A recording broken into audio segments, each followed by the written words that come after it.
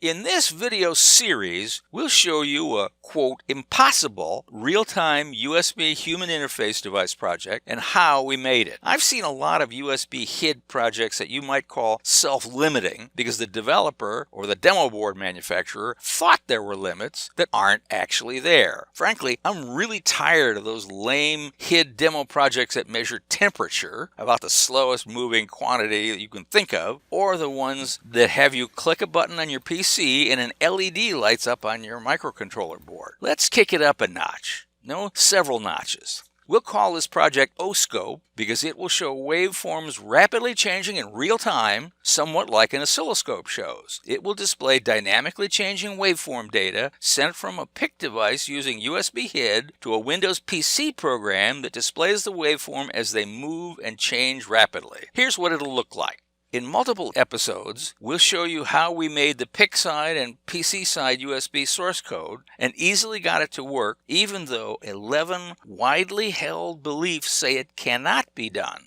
We'll show you those myths and we'll explain why they are wrong. In these episodes, we'll show you how we made the source code for this project and how we simultaneously made versions of the PIC code for 8-bit, 16-bit, and 32-bit processors at the same time. For more insights on what you can do with USB HID, click on the next video box shown above.